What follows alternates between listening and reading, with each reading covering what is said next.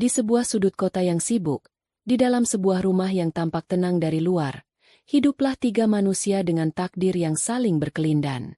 Mereka adalah Anissa, Bagas, dan Ibu Ratna. Dari permukaan, mereka terlihat seperti keluarga pada umumnya.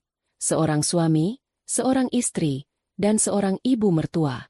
Namun, di balik dinding rumah itu, sebuah drama penuh kepalsuan dan penderitaan sedang dipentaskan setiap hari. Anissa Larasati adalah seorang wanita yang diberkahi kecerdasan di atas rata-rata dan kemampuan analisis yang tajam. Siapapun yang pernah bekerja dengannya di dunia korporat akan menggambarkannya sebagai sosok yang tegas, visioner, dan tanpa kompromi dalam hal profesionalisme. Namun, citra itu ia kubur dalam-dalam sejak 3 tahun lalu, tepat saat ia menerima pinangan Bagas. Demi cinta dan sebuah janji, ia setuju untuk melepaskan jabatannya yang cemerlang dan menjadi seorang istri rumah tangga seutuhnya. Ia berjanji pada Bagas untuk menciptakan sebuah surga di rumah mereka, sebuah tempat peristirahatan yang nyaman bagi suaminya. Anissa menyimpan rahasianya rapat-rapat, menganggapnya sebagai pengorbanan kecil demi kebahagiaan yang lebih besar. Ia adalah perwujudan dari kesabaran, menelan setiap hinaan dengan senyuman palsu, sambil diam-diam merawat dunianya yang lain di balik layar laptop. Bagas Pratama, suaminya, adalah produk dari didikan seorang ibu yang dominan. Ia mencintai Anissa, setidaknya pada awalnya, karena kelembutan dan ketenangan yang wanita itu bawa ke dalam hidupnya. Ia memiliki bisnis kecil yang berjalan cukup baik, namun tidak pernah benar-benar membuatnya merasa superior. Keberhasilan yang biasa-biasa saja ini membuatnya rentan terhadap bisikan ibunya. Bagas adalah pria yang lemah dalam pendirian. Ia seperti pohon tanpa akar yang kuat, mudah tumbang oleh angin kencang hasutan. Cintanya pada Anissa terkikis perlahan oleh racun yang diteteskan ibunya setiap hari, mengubahnya dari seorang suami yang penyayang menjadi hakim yang kejam bagi istrinya sendiri. Lalu ada Ibu Ratna, sang antagonis utama dalam panggung sandiwara ini. Ia adalah seorang janda yang membesarkan Bagas seorang diri, membuatnya merasa memiliki hak penuh atas kehidupan putranya. Baginya, Bagas adalah mahakarya terbaiknya, dan tidak ada wanita manapun yang pantas mendampinginya, terlebih lagi Anissa. Di mata Ibu Ratna, Anissa adalah sebuah kesalahan. Seorang wanita tanpa pekerjaan, tanpa latar belakang keluarga yang bisa dibanggakan, dan dianggapnya tidak memiliki keahlian apapun selain menghabiskan uang putranya. Kebenciannya pada Anissa bersifat murni dan tanpa alasan yang logis. Ia melihat Anissa sebagai cerminan dari kegagalannya sendiri dalam memilihkan jodoh untuk putranya, dan karena itu, Anissa harus disingkirkan dengan cara apapun. Dialah sutradara di balik layar yang perlahan-lahan menghancurkan pernikahan anaknya sendiri. Inilah mereka, tiga tokoh yang terikat dalam satu atap. Seorang istri yang menyembunyikan kekuatannya, seorang suami yang kehilangan arah, dan seorang mertua yang menjadi sumber dari segala racun. Cerita mereka adalah tentang tirai yang akan segera tersingkap, mengungkapkan kebenaran yang akan mengguncang fondasi kepalsuan yang telah mereka bangun. Aroma rendang yang kaya akan rempah memenuhi seluruh penjuru dapur sederhana itu. Anissa menyeka keringat di pelipisnya dengan punggung tangan. Sudah lebih dari 4 jam ia berkutat di dapur, memastikan setiap potongan daging menjadi empuk dan bumbunya meresap hingga ke serat terdalam. Hari ini adalah hari Minggu, dan seperti biasa, Ibu Ratna akan datang untuk makan siang. Ini adalah ritual mingguan yang lebih terasa seperti ujian kelayakan daripada acara keluarga yang hangat. Anissa berharap, setidaknya kali ini, usahanya akan dihargai. Ia menata meja makan dengan teliti, meletakkan piring-piring keramik putih bersih, sendok dan garpu yang mengkilap, serta semangkuk besar rendang yang masih mengepulkan uap panas di tengah meja, didampingi oleh sayur daun singkong dan sambal hijau yang menggugah selera. Tepat pukul 12 siang, suara mobil Bagas terdengar memasuki halaman. Anissa buru-buru merapikan penampilannya, mengenakan senyum terbaiknya untuk menyambut suami dan ibu mertuanya. Bagas masuk terlebih dahulu, wajahnya tampak lelah. Di belakangnya, Ibu Ratna melangkah masuk dengan dagu terangkat. Matanya langsung memindai setiap sudut ruangan seolah mencari kesalahan. Tidak ada sapaan hangat, hanya tatapan kritis yang menusuk. "Siang, Bu." Sapa Anissa selembut mungkin sambil mencoba meraih tangan mertuanya untuk bersalaman. Ibu Ratna hanya menyodorkan tangannya dengan enggan. Menariknya kembali dengan cepat. Siang. Jawabnya singkat. Matanya tertuju pada meja makan. Kamu masak rendang lagi? Apa tidak ada menu lain? Anissa tersenyum tipis. Bagas suka sekali rendang buatan Anissa, Bu. Jadi Anissa sengaja masakan yang spesial hari ini. Bagas yang mendengar namanya disebut hanya mengangguk kecil. Iya, Bu. Rendang buatan Anissa memang enak. Pujian kecil dari Bagas itu seharusnya menjadi penyejuk. Namun bagi Ibu Ratna, itu adalah bahan bakar. Enak menurut kamu, Gas. Lidahmu itu sudah terbiasa dengan masakan standar begini. Cibirnya sambil duduk di kursi utama, kursi yang selalu ia duduki setiap kali berkunjung. Anissa menelan ludah. Rasa pahit mulai menjalari kerongkongannya. Ia tetap berusaha menjaga suasana. Ia mengambilkan nasi untuk suaminya, lalu untuk mertuanya. Ia mempersilakan mereka untuk memulai makan. Hening sejenak saat mereka mulai menyendokkan makanan ke mulut. Anissa menahan napas, menunggu vonis. Ibu Ratna mengunyah sepotong daging dengan perlahan. Ekspresinya sulit ditebak. Lalu, ia meletakkan sendoknya dengan sedikit hentakan, menimbulkan bunyi yang memecah keheningan. Dagingnya alot sekali. Anissa, kamu ini masaknya berapa lama? Apa apinya terlalu besar? Bumbunya juga terasa mentah. Tidak meresap sama sekali. Benar-benar sia-sia saja bahan masakan mahal kalau yang masak tidak bisa. Dunia Anissa seakan runtuh. 4 jam usahanya direduksi menjadi kalimat tajam yang menusuk tepat di jantung. Ia melirik Bagas, berharap ada sedikit pembelaan. Namun, suaminya itu hanya menunduk, pura-pura sibuk dengan makanannya. Mungkin apinya memang kurang kecil tadi, Bu. Hanya itu yang bisa keluar dari mulut Anissa, sebuah pembelaan yang terdengar seperti pengakuan bersalah.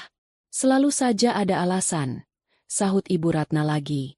Masak itu pakai perasaan, pakai hati. Bukan asal cemplang-cemplung saja. Rendang di warung Padang langganan ibu saja rasanya jauh lebih enak dan dagingnya empuk. Padahal harganya tidak seberapa. Kamu ini belajar masak dari mana sebenarnya? Perempuan itu harusnya paling jago di dapur. Ini malah masakan dasar saja gagal. Setiap kata adalah tamparan. Anissa hanya bisa menunduk. Meremas ujung daster yang ia kenakan di bawah meja. Ia merasa matanya mulai panas. Ia ingin sekali berteriak, mengatakan bahwa semalam ia baru saja memimpin rapat virtual dengan investor dari Jepang hingga pukul 2 pagi. Ia ingin sekali membentak bahwa otaknya mampu menganalisis data pasar yang rumit senilai triliunan rupiah. Sesuatu yang bahkan tidak akan bisa dipahami oleh mertuanya. Ia ingin sekali mengatakan bahwa keahliannya bukan di dapur, tapi di ruang rapat dewan direksi. Tapi ia tidak bisa. Janjinya pada Bagas 3 tahun lalu kembali terngiang. Aku tidak butuh wanita karir, Anissa. Aku hanya butuh istri yang bisa membuat rumah kita terasa seperti surga, yang menungguku pulang dengan senyum dan masakan hangat. Janji itu yang membuatnya rela melepaskan segalanya. Janji yang kini terasa seperti rantai yang membelenggunya. Sudahlah, Bu. Mungkin Anissa sedang lelah, kata Bagas akhirnya, sebuah pembelaan yang sangat lemah dan terlambat. Lelah? Lelah karena apa? Ibu Ratna menatap putranya dengan tajam. Dia di rumah seharian, tidak melakukan apa-apa. Kamu yang bekerja banting tulang dari pagi sampai malam. Harusnya dia bisa melayanimu dengan benar. Kalau begini terus, kamu yang rugi, Gas. Anissa sudah tidak tahan lagi. Anissa ke belakang dulu, mau ambil minum. Pamitnya dengan suara bergetar. Ia berjalan cepat ke dapur, bukan untuk mengambil minum, tapi untuk menyembunyikan air mata yang akhirnya tumpah. Ia menyalakan keran air untuk menyamarkan isak tangisnya.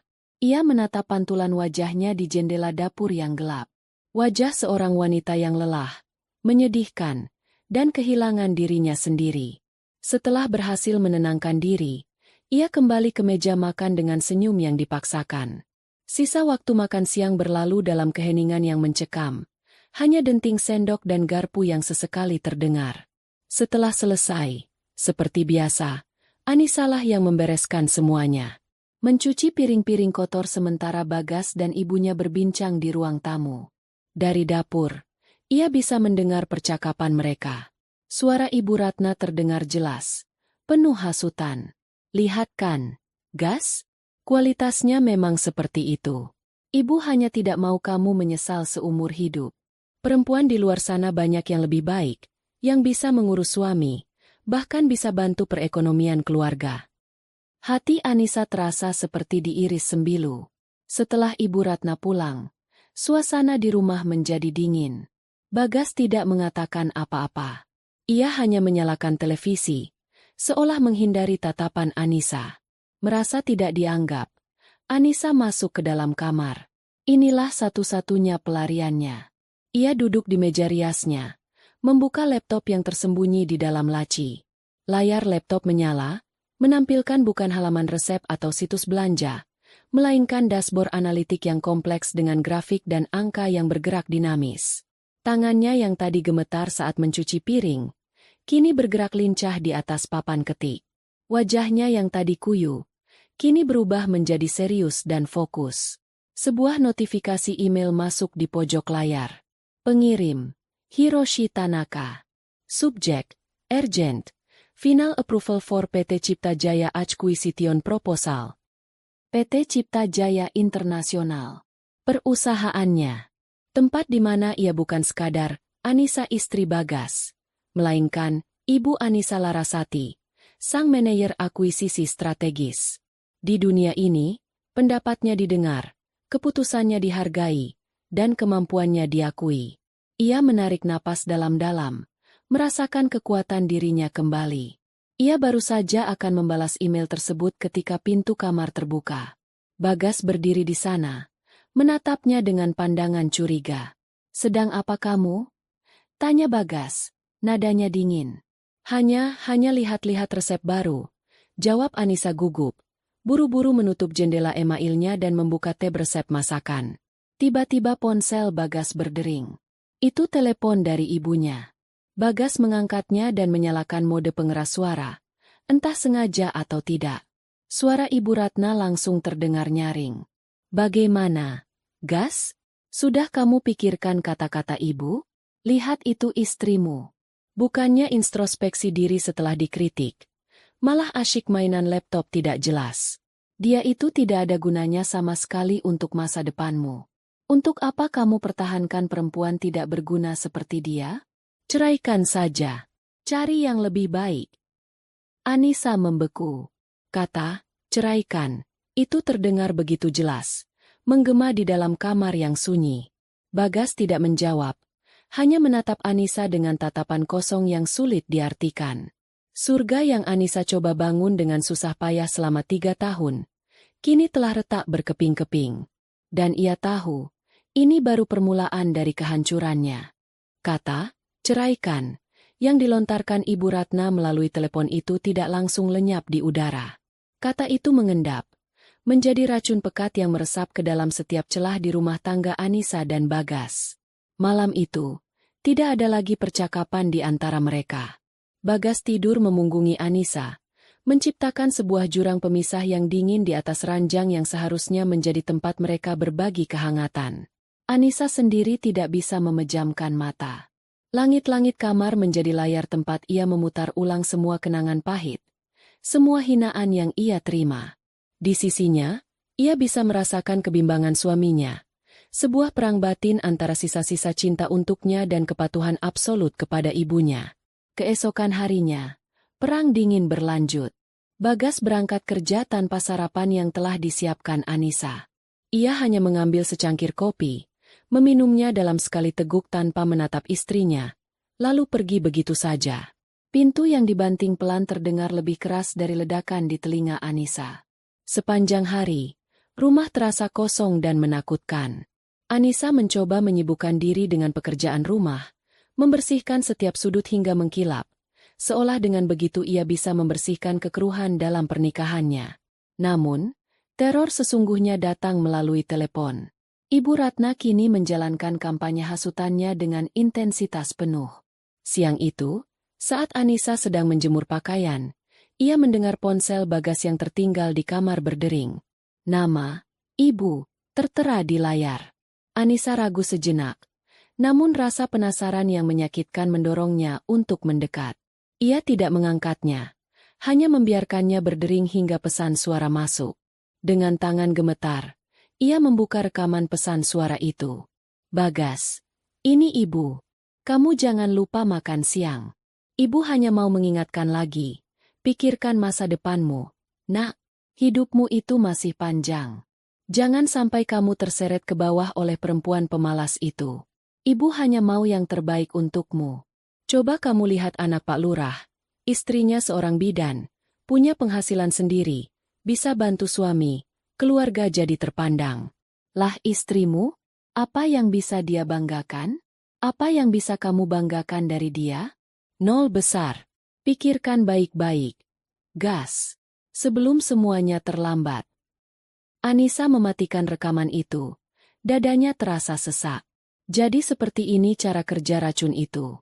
Diteteskan perlahan, setiap hari, dengan perbandingan-perbandingan yang menyakitkan, hingga Bagas benar-benar percaya bahwa istrinya adalah sebuah kegagalan total. Perubahan pada diri Bagas semakin kentara dari hari ke hari. Ia yang dulu selalu bercerita tentang harinya di kantor, kini lebih banyak diam. Ia yang dulu suka memuji masakan Anissa, kini selalu menemukan celah untuk mengkritik. Suatu malam, Anissa memasak sop buntut, makanan kesukaan Bagas sejak dulu. Ia membuatnya persis seperti resep yang selalu ia gunakan, yang selalu Bagas puji setinggi langit. Kenapa kuahnya hambar begini? Komentar Bagas setelah menyeruput sendok pertama. Dan wortelnya juga masih keras. Anissa tertegun. Perasaan sama seperti biasa. Mas, mungkin Mas Bagas lagi kurang enak badan. Bukan aku yang kurang enak badan, tapi masakanmu yang kualitasnya menurun. Bentak Bagas tiba-tiba. Sama seperti semua hal yang kamu lakukan di rumah ini. Tidak ada yang benar. Anissa tersentak kaget. Ini adalah pertama kalinya Bagas membentaknya sekeras itu. Ia melihat sorot mata yang berbeda pada suaminya. Sorot mata yang dipenuhi kekecewaan dan kejengkelan. Persis seperti sorot mata Ibu Ratna. Anissa sadar. Suaminya telah sepenuhnya terinfeksi oleh virus kebencian ibunya. Di tengah kehancuran rumah tangganya, satu-satunya hal yang membuat Anissa tetap waras adalah kehidupan rahasianya. Di saat Bagas sudah terlelap, atau ketika ia pergi di akhir pekan dengan alasan bertemu teman-temannya, yang Anissa curigai adalah untuk bertemu ibunya, Anissa akan menyelam ke dalam dunianya. Di depan layar laptopnya, ia kembali menjadi Anissa Larasati yang berkuasa. Suatu malam, sebuah peluang besar muncul di hadapannya. Sebuah perusahaan teknologi rintisan yang sedang naik daun mengalami kesulitan finansial dan membuka diri untuk diakuisisi. Tim Anissa telah menganalisisnya selama berminggu-minggu. Ini adalah proyek berisiko tinggi, namun jika berhasil, keuntungannya akan sangat luar biasa bagi PT Cipta Jaya. Atasannya ragu, namun Anissa melihat potensi yang tidak dilihat orang lain. Ia mengadakan rapat darurat virtual pada tengah malam dari dalam gudang kecil di belakang rumahnya. Satu-satunya tempat ia bisa berbicara dengan leluasa tanpa takut terdengar. Saya mengerti keraguan Anda, Pak Direktur, kata Anissa dengan suara tegas namun tenang ke mikrofon laptopnya. Data proyeksi kerugian mereka memang terlihat buruk di permukaan. Tapi jika kita melihat lebih dalam pada paten teknologi yang mereka miliki dan potensi pasarnya di Asia Tenggara, ini adalah tambang emas.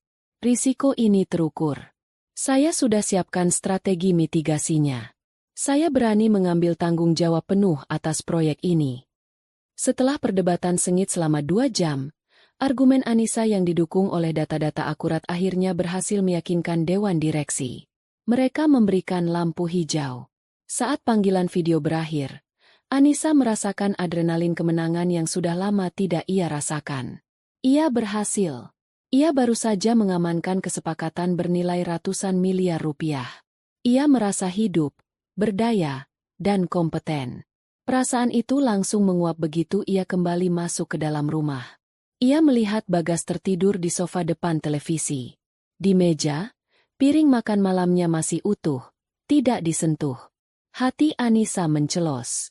Di dunia luar, ia bisa menaklukkan dewan direksi, tapi di rumahnya sendiri, ia bahkan tidak bisa membuat suaminya menyentuh makan malamnya.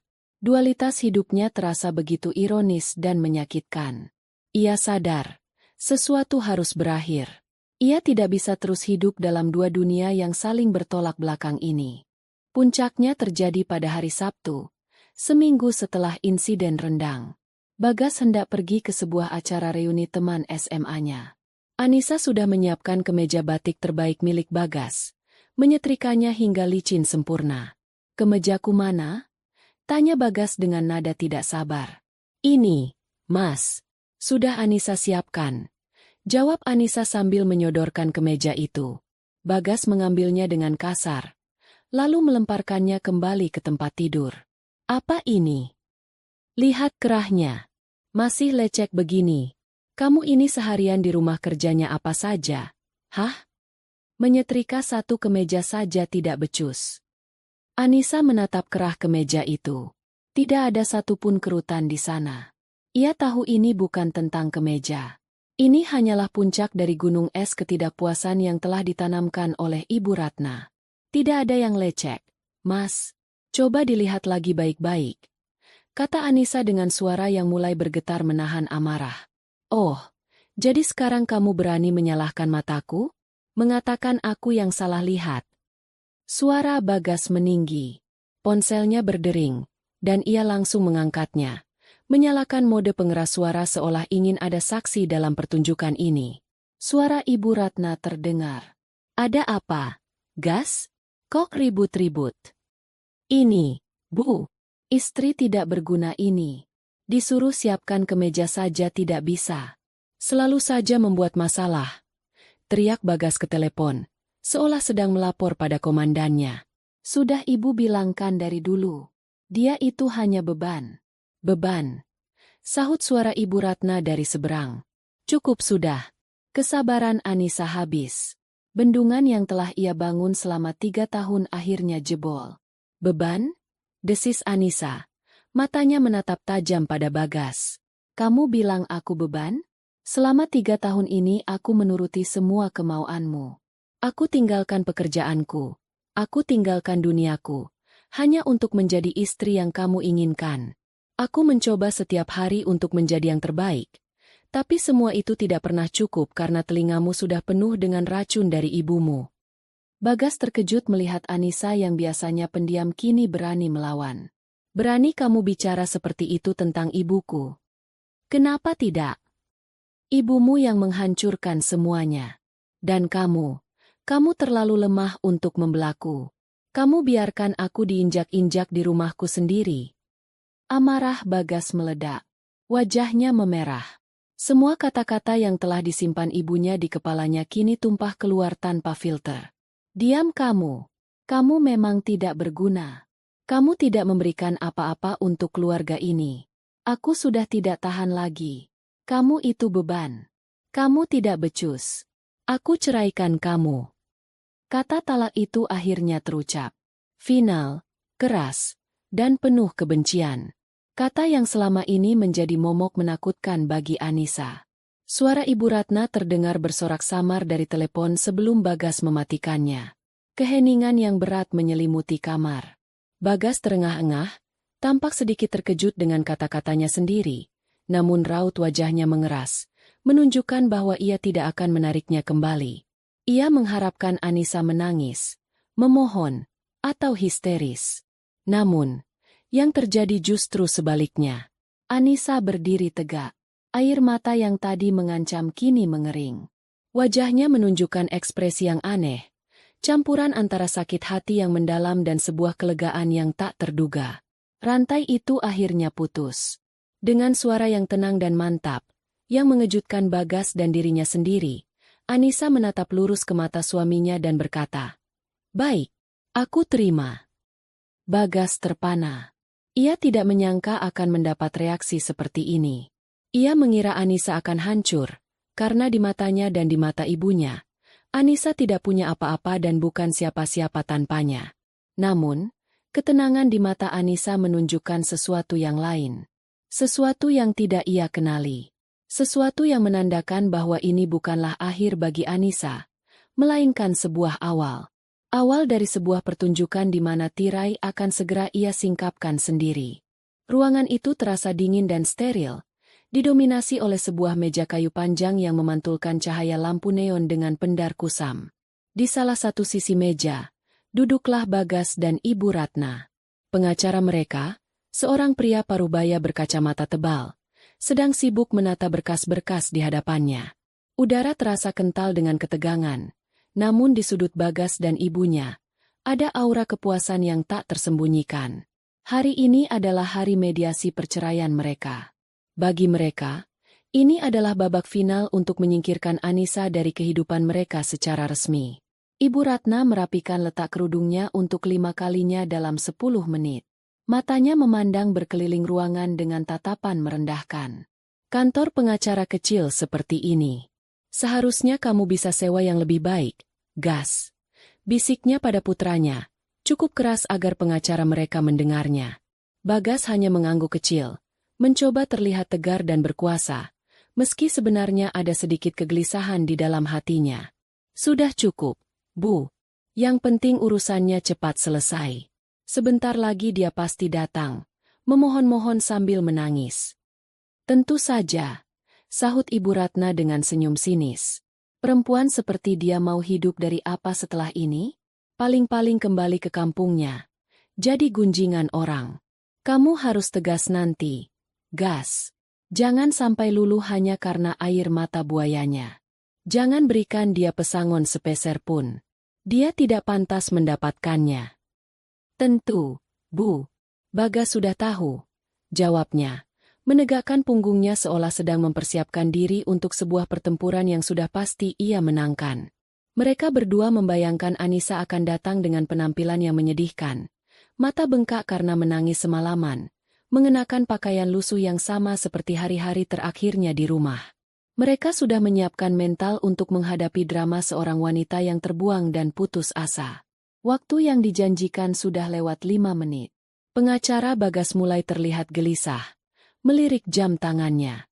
Klien saya sepertinya akan segera tiba, kata seorang pria muda berpenampilan rapi yang duduk sendirian di seberang meja. Dia adalah pengacara yang ditunjuk oleh Anissa. Sebuah fakta yang sempat membuat Bagas dan ibunya tertawa. Dari mana Anissa punya uang untuk menyewa pengacara? Tepat saat Ibu Ratna hendak melontarkan cibiran lagi, sebuah suara mesin mobil yang halus dan berkelas terdengar berhenti tepat di depan gedung kantor. Suaranya berbeda dari mobil-mobil kebanyakan yang lalu lalang di jalan.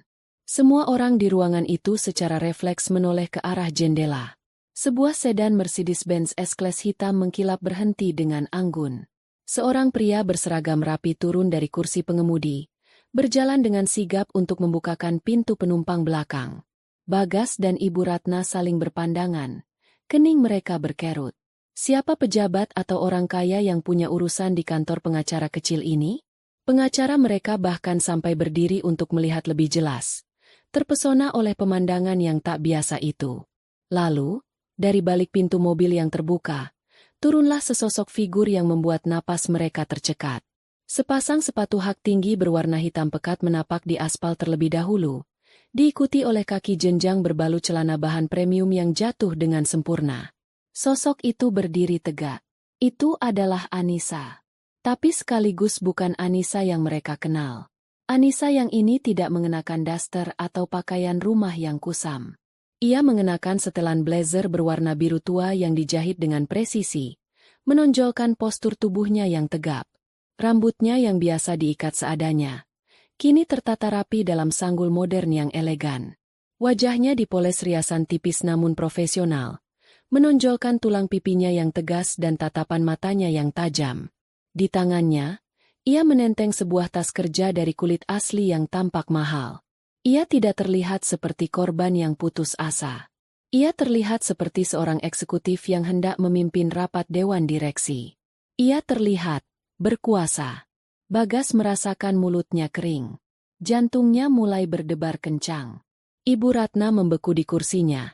Mulutnya sedikit terbuka. Matanya tak berkedip. Mereka melihat Anissa memberikan instruksi singkat kepada supirnya, yang mengangguk patuh sebelum kembali ke dalam mobil. Kemudian, dengan langkah yang mantap dan penuh percaya diri, Anissa berjalan memasuki gedung. Pintu ruangan mediasi terbuka. Anissa melangkah masuk.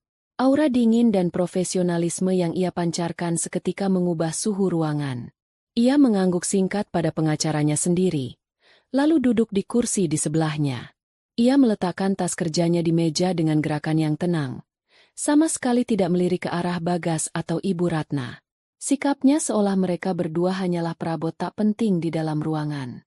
Pengacara Bagas, yang masih sedikit terkesima, berdeham untuk memecah keheningan. Baik, karena semua pihak sudah hadir, kita bisa memulai mediasinya. Pengacara Anissa tersenyum tipis. Tentu. Tapi sebelum kita masuk lebih jauh, izinkan saya untuk meluruskan beberapa hal dan memperkenalkan klien saya secara resmi, agar tidak ada kesalahpahaman. Ibu Ratna mendengus pelan. Memperkenalkan apa lagi? Kami sudah kenal dia selama 3 tahun.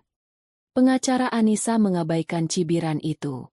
Ia menatap lurus ke arah pengacara lawan bicaranya, lalu ke arah Bagas dan Ibu Ratna. Selamat siang, Bapak Bagas, Ibu Ratna. Saya Farhan Setiadi, kuasa hukum dari Ibu Anissa Larasati. Ia berhenti sejenak, membiarkan nama itu meresap. Lalu, ia melanjutkan dengan suara yang jelas dan lantang, menekankan setiap kata.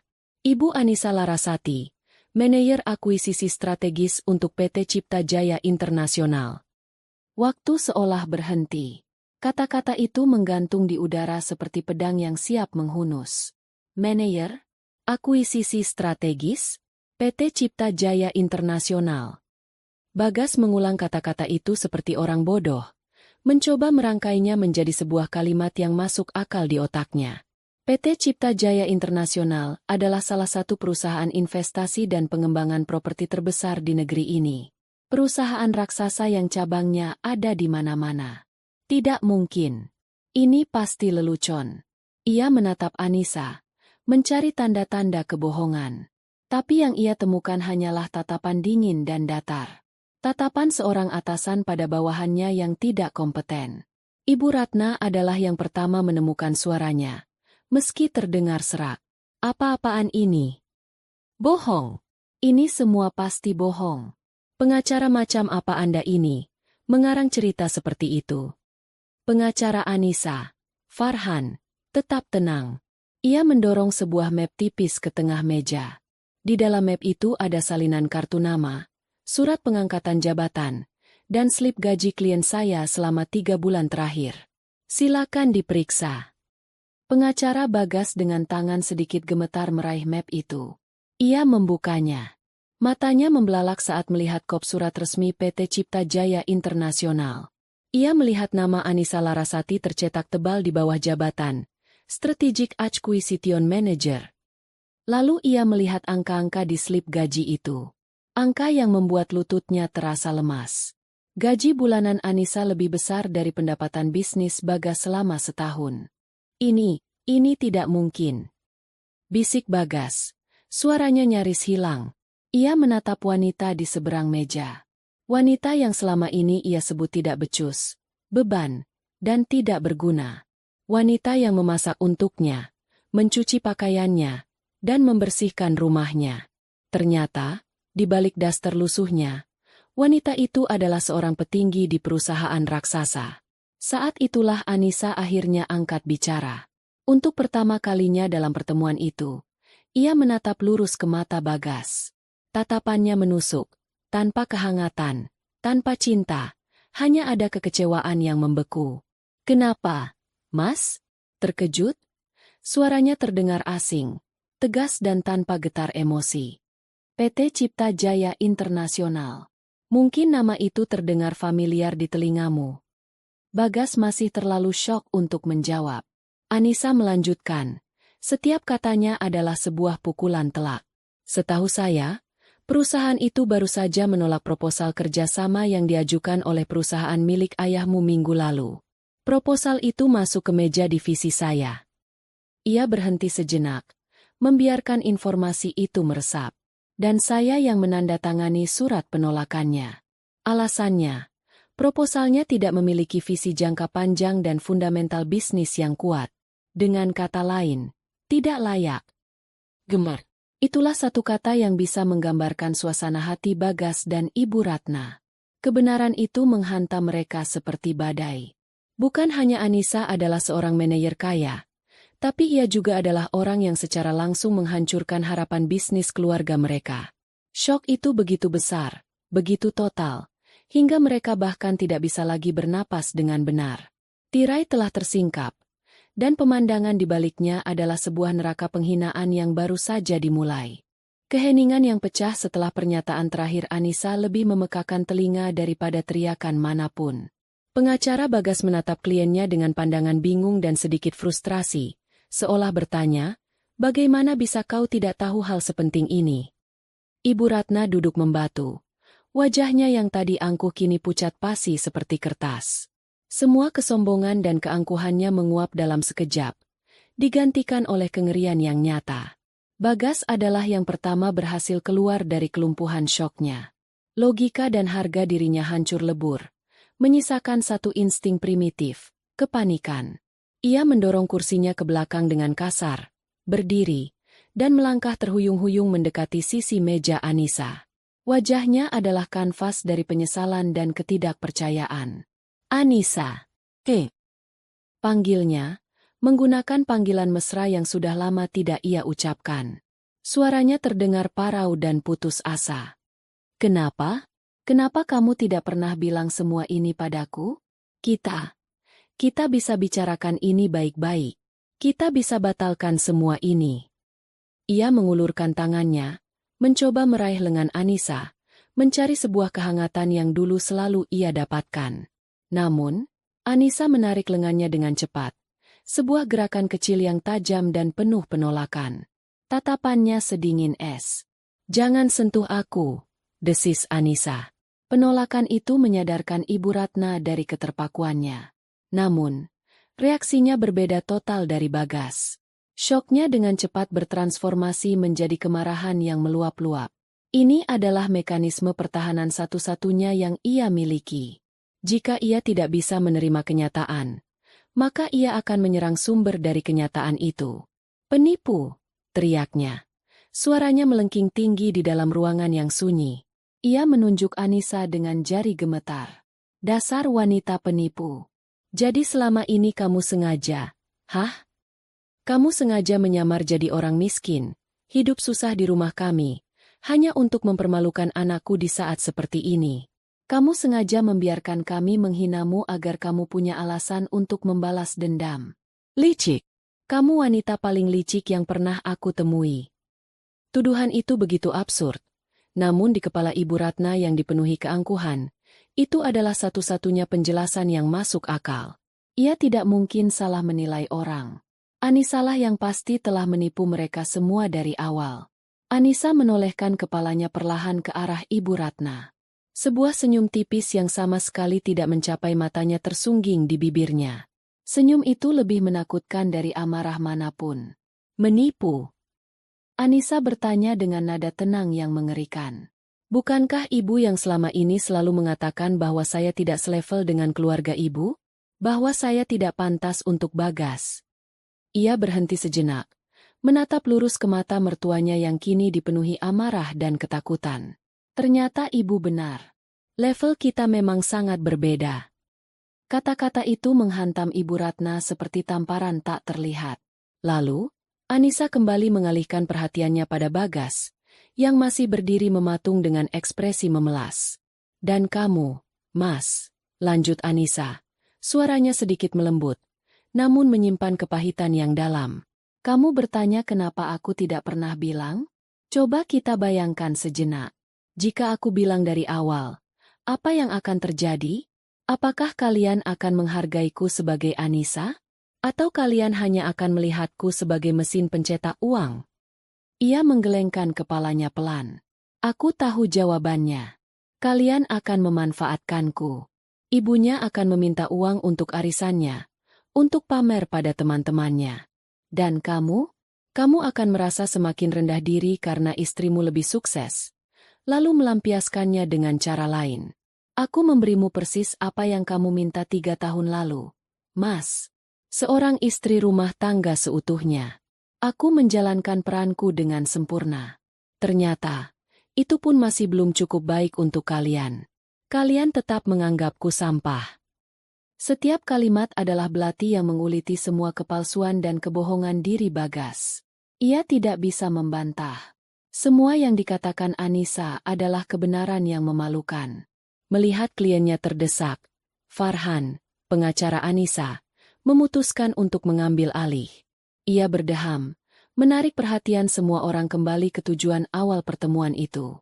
Baik, jika drama personalnya bisa kita sudahi sejenak, mari kita kembali ke masalah hukum, kata Farhan dengan nada profesional.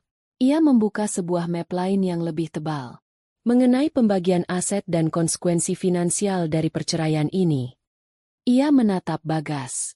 Bapak Bagas, rumah yang Anda tempati bersama klien saya selama 3 tahun terakhir, cicilan bulanannya, menurut catatan rekening koran yang kami miliki, sepenuhnya dibayarkan dari rekening pribadi Ibu Anissa. Rumah itu dibeli atas nama Anda, namun sumber dananya 100% dari klien saya. Secara hukum, kami akan menuntut pengembalian penuh atas investasi tersebut.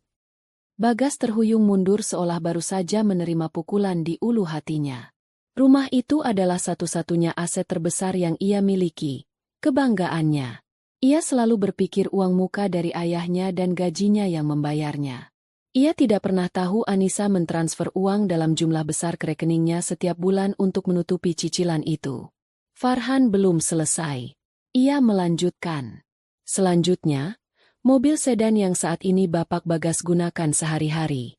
Mobil itu juga dibeli lunas oleh Ibu Anissa sebagai hadiah ulang tahun pernikahan kedua Anda. BPKB dan STNK memang atas nama Anda, tapi kami punya bukti transfer pembeliannya. Kami juga akan menuntutnya sebagai bagian dari harta pribadi klien saya. Wajah Ibu Ratna menjadi semakin pucat.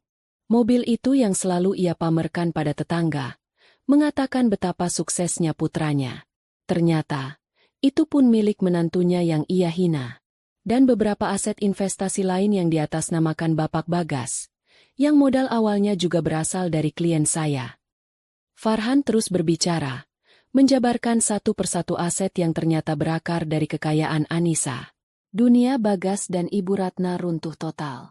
Mereka datang ke pertemuan ini dengan kepala tegak, siap menendang Anissa keluar dengan tangan hampa. Kini, situasinya berbalik 180 derajat. Merekalah yang akan menjadi pihak yang melarat. Mereka bukan hanya kehilangan seorang istri dan menantu, mereka kehilangan pilar finansial yang selama ini menopang gaya hidup mereka tanpa mereka sadari. Anissa, tolong! Bisik Bagas. Suaranya pecah. Aku minta maaf. Aku benar-benar minta maaf. Aku hilaf. Aku buta karena hasutan ibu. Beri aku satu kesempatan lagi. Aku akan berubah. Aku janji. Ibu Ratna, yang kehabisan kata-kata untuk marah, kini ikut memelas. Iya, Nak Anissa. Maafkan ibu. Ibu sudah tua. Banyak salah. Tolong jangan begini. Penyesalan mereka begitu kentara, begitu dalam.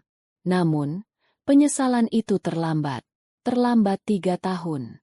Dan yang lebih parah, Anissa tahu penyesalan itu lahir bukan karena mereka sadar telah menyakiti hatinya, melainkan karena mereka sadar telah kehilangan akses ke kekayaannya. Anissa menatap mereka berdua untuk terakhir kalinya. Tidak ada lagi cinta, tidak ada lagi sakit hati.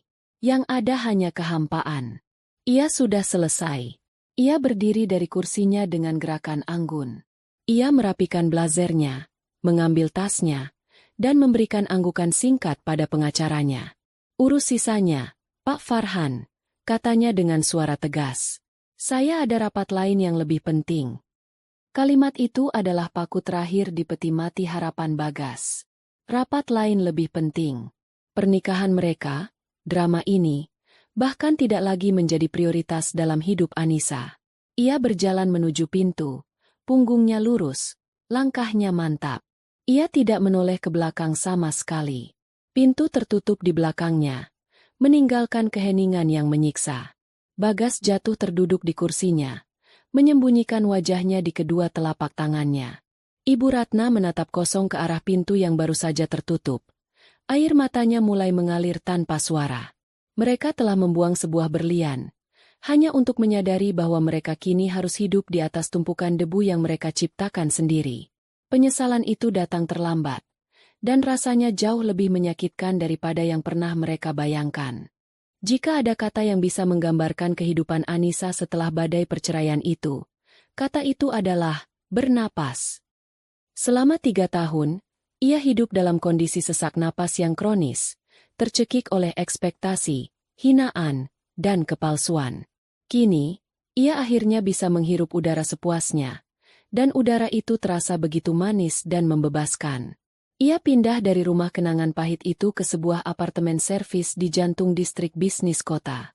Sebuah unit di lantai 32 dengan jendela kaca setinggi dinding yang menyuguhkan pemandangan cakrawala Jakarta yang tak pernah tidur. Pagi pertamanya di apartemen itu adalah sebuah kemewahan sederhana. Ia bangun karena alarm ponselnya, bukan karena kewajiban untuk menyiapkan sarapan. Ia berjalan ke dapur canggih berdesain minimalis, menyeduh secangkir kopi hitam dari mesin espresso, dan duduk di sofa beludru lembut di ruang tamunya. Ia menatap kerlip lampu kota yang mulai meredup seiring terbitnya fajar. Tidak ada suara televisi yang berisik, tidak ada tatapan menghakimi, tidak ada kecemasan akan vonis atas masakan atau pekerjaan rumahnya. Hanya ada keheningan yang damai dan secangkir kopi panas. Untuk pertama kalinya setelah sekian lama, Anissa merasa menjadi pemilik tunggal atas waktu dan dirinya sendiri. Kontras antara kehidupan lama dan barunya begitu tajam. Dulu, pagi harinya dihabiskan untuk berjibaku dengan cucian dan masakan. Sekarang, ia menghabiskan paginya dengan membaca laporan berita bisnis internasional sambil menikmati kopinya. Dulu, pakaiannya adalah daster dan kaos longgar. Sekarang, lemarinya dipenuhi deretan blazer, kemeja sutra, dan celana bahan yang tergantung rapi, siap untuk menaklukkan dunia korporat. Dulu, dunianya hanya sebatas dinding rumah. Sekarang, dunianya adalah seluruh kota yang terbentang di bawah kakinya. Transformasi itu paling terasa saat ia melangkahkan kaki ke dalam lobi megah PT Cipta Jaya Internasional. Di sini, ia bukan lagi istri Bagas yang tidak becus. Di sini, ia adalah Ibu Anissa Larasati, sosok yang disegani. Asistennya, seorang pemuda cerdas bernama Dito, akan menyambutnya dengan laporan agenda hari itu. Rekan-rekan kerjanya akan menyapanya dengan hormat. Saat ia berjalan di koridor, orang-orang akan memberinya jalan. Siang itu, Anissa memimpin sebuah rapat penting. Rapat evaluasi akhir untuk akuisisi sebuah perusahaan logistik. Ia duduk di ujung meja oval yang panjang, mendengarkan dengan saksama saat kepala divisi keuangan mempresentasikan data-data mereka. Jadi, kesimpulannya, valuasi perusahaan X ini terlalu tinggi. Arus kas mereka tidak stabil dan utang jangka pendeknya cukup mengkhawatirkan. Tim kami merekomendasikan untuk menunda akuisisi atau menegosiasikan ulang harganya, kata kepala divisi itu sambil menutup presentasinya. Beberapa kepala divisi lain mengangguk setuju. Rencana akuisisi itu sepertinya akan dibatalkan. Namun, Anissa belum bersuara. Ia menatap layar di depannya, menelaah data-data mentah yang sama. Matanya yang tajam menangkap sesuatu yang terlewat oleh yang lain. "Tunggu sebentar," kata Anissa. Suaranya tidak keras, namun cukup untuk membuat seluruh ruangan hening seketika. Coba buka kembali data di halaman 27. Bagian aset tidak bergerak. Kepala divisi keuangan itu tampak sedikit gugup saat mencari halaman yang dimaksud. "Di sini, Bu. Hanya daftar gudang dan armada truk mereka." "Bukan itu," kata Anissa. Matanya masih terpaku pada data. "Lihat lokasi gudang mereka. Gudang nomor 3, 5, dan 7. Lokasi ketiganya berada persis di samping lahan kosong yang akan menjadi gerbang tol utama untuk ruas tol transnasional yang baru. Proyek pemerintah itu disetujui 2 hari yang lalu. Beritanya belum tersebar luas." Seluruh ruangan terdiam. Mereka terlalu fokus pada laporan keuangan hingga melupakan faktor eksternal yang paling krusial. Anissa melanjutkan. Nilai properti di area itu akan melonjak minimal 300% dalam 2 tahun ke depan. Utang jangka pendek mereka akan tertutupi hanya dari keuntungan valuasi aset tanah mereka saja. Mereka tidak sedang menjual perusahaan logistik. Mereka sedang menjual properti strategis yang dibungkus dalam bisnis logistik. Valuasi mereka tidak terlalu tinggi, justru terlalu rendah. Ia mengangkat kepalanya, menatap satu persatu anggota rapat. Kita tidak akan menunda. Kita percepat proses akuisisinya sebelum mereka sadar nilai aset yang mereka miliki. Segera. Keputusan yang tegas, visi yang tajam, dan analisis yang mendalam. Itulah Anissa yang sesungguhnya. Setelah rapat dibubarkan dengan instruksi-instruksi baru yang jelas, hanya tersisa Anissa dan seorang wanita lain di dalam ruangan. Dia adalah Rina, sahabat Anissa satu-satunya di kantor yang mengetahui kehidupan gandanya selama ini. Rina menutup pintu ruangan rapat dan berjalan mendekati Anissa dengan senyum lega. Itu dia. Singa betina yang aku kenal sudah kembali ke kandangnya, kata Rina sambil menepuk pundak Anissa. Anissa tersenyum. Kali ini senyum yang tulus. Rasanya seperti baru saja bangun dari mimpi buruk yang panjang. Rin. Aku tidak akan pernah mengerti kenapa kamu mau bertahan selama 3 tahun dalam neraka itu. Kata Rina, wajahnya menunjukkan simpati yang tulus. Setiap kali kamu curhat padaku, aku ingin sekali datang ke rumahmu dan menyeretmu keluar dari sana. Anissa menghela napas panjang. Dulu aku menyebutnya cinta, pengorbanan. Aku benar-benar percaya aku bisa bahagia dengan kehidupan sederhana seperti itu. Aku berjanji pada Bagas. Tapi aku salah. Aku salah mengira bahwa pengorbanan sepihak bisa disebut cinta. Yang ada, aku hanya kehilangan diriku sendiri sedikit demi sedikit setiap hari. Dan mereka, lanjut Rina dengan nada marah. Mereka tidak tahu betapa beruntungnya mereka pernah memilikimu, dan betapa bodohnya mereka telah melepaskanmu.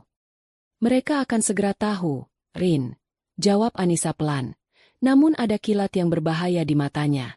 Mereka tidak akan pergi begitu saja. Mereka harus belajar. Mereka harus merasakan buah dari perbuatan mereka sendiri. Malamnya, di apartemennya yang mewah, Anissa tidak meratapi masa lalunya. Ia justru merenunginya. Ia ingat setiap kata hinaan dari Ibu Ratna. Pemalas, tidak berguna, benalu, sampah. Kata-kata itu tidak lagi menyakitinya. Sebaliknya, kata-kata itu menjadi bahan bakar. Bahan bakar untuk sebuah api dingin yang baru saja menyala di dalam hatinya. Ini bukan lagi tentang lari dari masa lalu. Ini adalah tentang menghadapi masa lalu itu dan memastikan mereka yang telah menginjak-injaknya mengerti siapa yang sebenarnya mereka lawan. Ia membuka laptopnya. Wajahnya yang terpantul di layar gelap menunjukkan ekspresi seorang ratu yang baru saja merebut kembali tahtanya dan kini sedang merencanakan langkah selanjutnya untuk mengamankan kerajaannya. 2 minggu telah berlalu sejak pertemuan di kantor pengacara yang menggemparkan itu. Proses perceraian berjalan alot. Pihak Bagas, melalui pengacaranya, terus mencoba menunda dan menegosiasikan ulang tuntutan Anissa. Mereka jelas sedang panik. Anissa menyerahkan semua urusan hukum pada Farhan, sementara ia sendiri fokus pada pekerjaannya, pada kehidupannya yang baru. Namun, di balik ketenangannya, ia menunggu. Menunggu sebuah kesempatan, sebuah celah untuk melancarkan serangan pertamanya. Kesempatan itu datang dengan cara yang tidak terduga, tersaji di atas piring perak digital langsung ke hadapannya. Sebagai bagian dari finalisasi akuisisi perusahaan logistik yang ia perjuangkan, Anissa kini juga bertanggung jawab untuk meninjau semua proyek dan vendor yang terafiliasi dengan perusahaan baru tersebut. Suatu sore, saat sedang memeriksa daftar calon mitra untuk proyek pembangunan kompleks pergudangan modern, sebuah nama membuatnya berhenti. Pratama Konstruksi. Nama perusahaan milik Bagas. Anissa merasakan jantungnya berdetak sedikit lebih cepat. Ia menatap nama itu selama beberapa saat. Pratama Konstruksi terdaftar sebagai salah satu dari 3 calon finalis untuk mendapatkan subkontrak pekerjaan fondasi, sebuah proyek yang nilainya cukup besar bagi perusahaan skala kecil seperti milik Bagas. Anissa tahu, bagi Bagas dan Ibu Ratna, mendapatkan proyek ini bukan hanya soal uang. Ini adalah soal harga diri, Sebuah pembuktian bahwa mereka bisa sukses tanpa Anissa. Kebanggaan adalah pilar utama yang menopang ego Ibu Ratna. Dan Anissa tahu persis di mana harus memukul agar pilar itu retak. Dengan wajah datar tanpa emosi, Anissa memanggil asistennya, Dito. Dito, tolong carikan saya semua dokumen terkait 3 vendor finalis untuk proyek pergudangan Cikarang. Proposal, profil perusahaan, laporan keuangan 2 tahun terakhir, semuanya. Saya mau ada di meja saya dalam 1 jam. Baik, Bu. Jawab Dito patuh. 1 jam kemudian, 3 tumpuk dokumen tebal sudah tersedia di meja Anissa. Ia mengabaikan 2 dokumen lainnya dan langsung meraih map bertuliskan, Pratama Konstruksi. Ia membukanya. Tangannya membolak-balik halaman dengan cepat namun teliti. Matanya yang terlatih memindai setiap baris angka dan kalimat. Di permukaan, proposal mereka tampak cukup baik.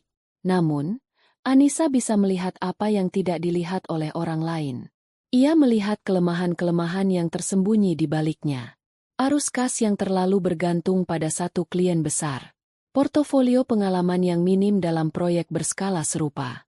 Dan yang paling fatal, struktur permodalan yang rapuh, menunjukkan bahwa mereka tidak akan sanggup menanggung risiko jika ada keterlambatan pembayaran atau pembengkakan biaya.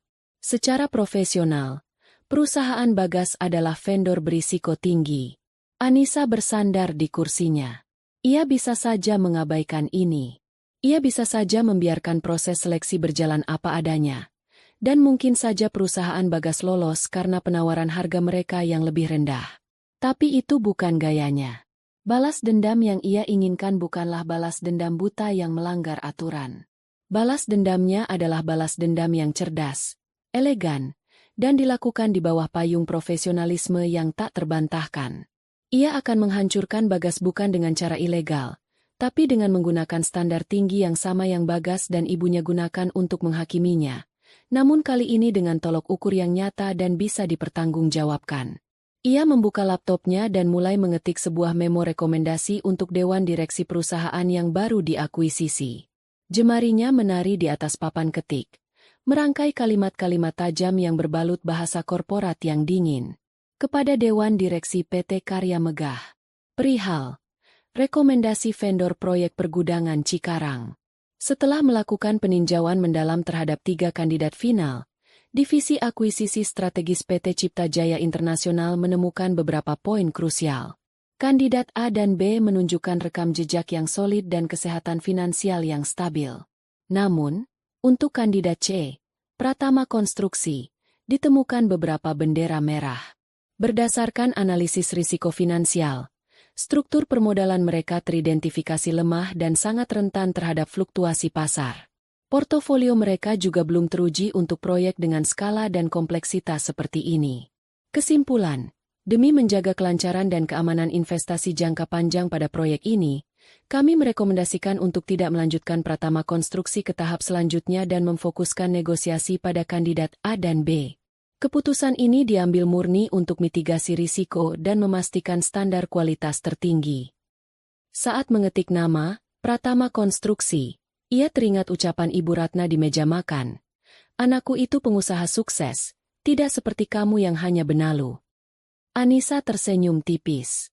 Mari kita lihat, seberapa sukses pengusaha ini jika diuji dengan standar yang sesungguhnya. Bisiknya pada diri sendiri. Dengan satu klik, email itu terkirim. Batu pertama telah ia lemparkan. Kini ia hanya perlu menunggu riak airnya mencapai pantai. Riak itu datang 3 hari kemudian. Ponsel Anissa berdering saat ia sedang dalam perjalanan pulang. Nama, Bagas, tertera di layar. Sudah 2 minggu nama itu tidak muncul di ponselnya. Anissa memasang earphone nirkabelnya dan menjawab panggilan itu dengan tenang. Halo. Sapanya, suaranya datar. Anissa, ini pasti perbuatanmu, kan? Suara Bagas terdengar panik dan penuh amarah dari seberang. Terdengar suara isak tangis samar di latar belakang. Yang Anissa yakini adalah suara Ibu Ratna. Perbuatan apa yang kamu maksud? Tanya Anissa dengan nada pura-pura tidak tahu. Jangan bohong. Proyek Karya Megah tiba-tiba saja dibatalkan. Mereka bilang perusahaanku tidak layak. Padahal kemarin mereka sudah memberikan sinyal positif. Ini pasti ulahmu. Kamu sengaja menghancurkan aku. Anissa membiarkan Bagas menyelesaikan luapan emosinya. Ia menatap gedung-gedung pencakar langit yang bermandikan cahaya senja dari jendela mobilnya. Bagas. Katanya setelah Bagas berhenti berteriak. Aku tidak tahu apa yang kamu bicarakan. Semua keputusan bisnis di perusahaan saya dan afiliasinya dibuat berdasarkan data dan analisis profesional. Bukan berdasarkan perasaan atau hubungan pribadi. Bohong. Aku tahu ini karena dendam. Kamu membalas kami. Keheningan sejenak. Anissa menarik napas. Lalu menghembuskannya perlahan. Ia akan memberikan pukulan terakhirnya untuk hari ini. Dendam? Tanyanya retoris. Anggap saja ini murni keputusan bisnis, Bagas. Ia berhenti, memberikan jeda yang mematikan. Sama seperti keputusanmu menceraikanku tempo hari. Itu murni keputusan pribadimu, kan? Klik. Anissa mematikan panggilan itu tanpa menunggu jawaban. Ia meletakkan ponselnya. Tatapannya lurus ke depan. Tidak ada perasaan kemenangan yang meledak-ledak.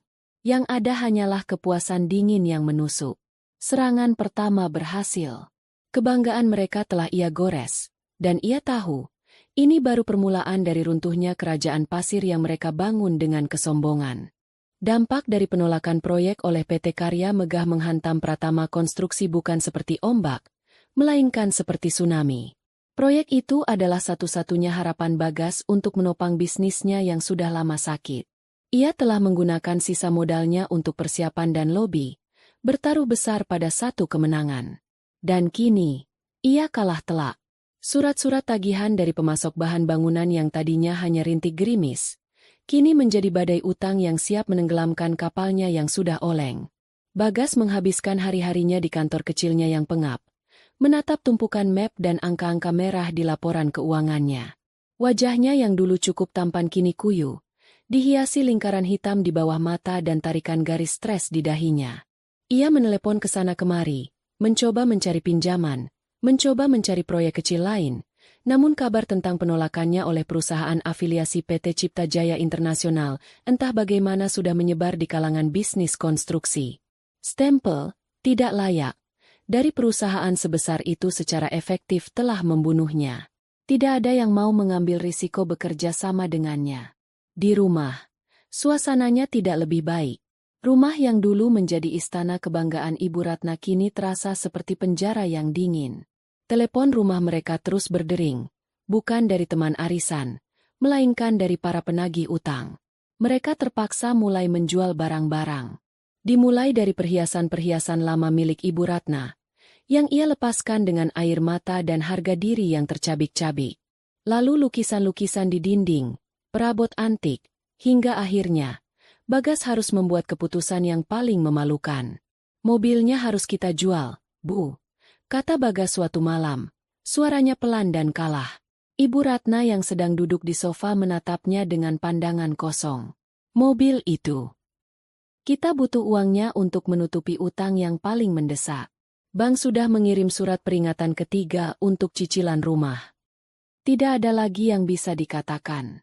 Mobil sedan yang menjadi simbol kesuksesan palsu mereka, yang sering dibawa Ibu Ratna berkeliling komplek hanya untuk pamer, kini harus berakhir di sebuah dealer mobil bekas di pinggiran kota. Bagas menelan ludah saat si pemilik dealer menawar mobilnya dengan harga yang jauh di bawah pasaran, memanfaatkan keputusasaannya. Saat ia menyerahkan kunci dan menerima segepok uang tunai yang terasa begitu sedikit, ia merasa seperti sedang menjual bagian terakhir dari harga dirinya. Namun, kehancuran finansial hanyalah satu sisi dari penderitaan mereka. Sisi lainnya, yang terasa jauh lebih menyakitkan bagi Ibu Ratna, adalah kehancuran sosial. Dunia memang panggung sandiwara, dan berita adalah komoditas terpanas. Kisah sukses Anissa Larasati, sang manajer wanita jenius di balik beberapa akuisisi strategis PT Cipta Jaya, menjadi topik hangat di beberapa majalah bisnis dan portal berita daring. Sebuah majalah gaya hidup bahkan memuat profilnya, lengkap dengan foto-foto elegannya di apartemen mewahnya dan di kantornya yang megah. Kabar itu menyebar seperti api di lingkaran sosial Ibu Ratna. Hari diadakannya arisan bulanan pun tiba. Ibu Ratna ragu untuk datang. Namun tidak datang akan lebih memancing kecurigaan.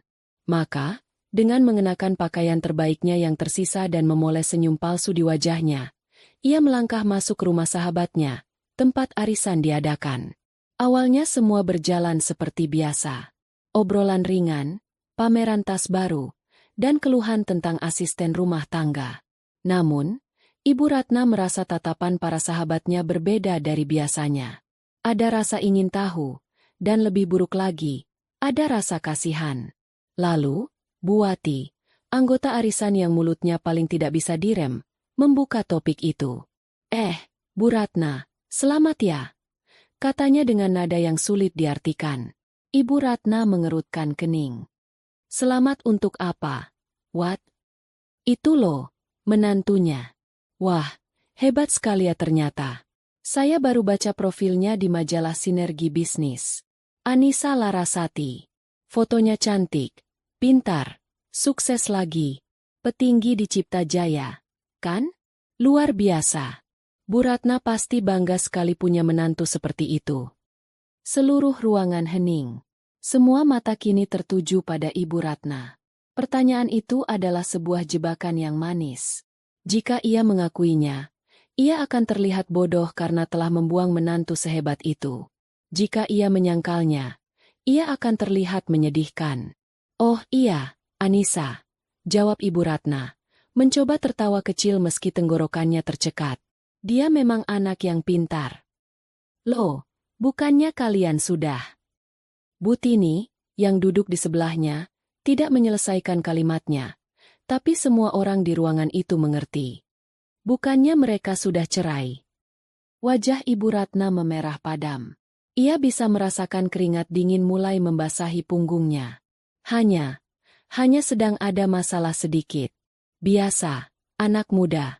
Elaknya, suaranya terdengar goyah. Bu Wati kembali menimpali dengan tatapan pura-pura prihatin. Sayang sekali loh, Bu. Kalau saya jadi Bu Ratna, menantu seperti itu saya pegang erat-erat. Bisa mengangkat derajat keluarga.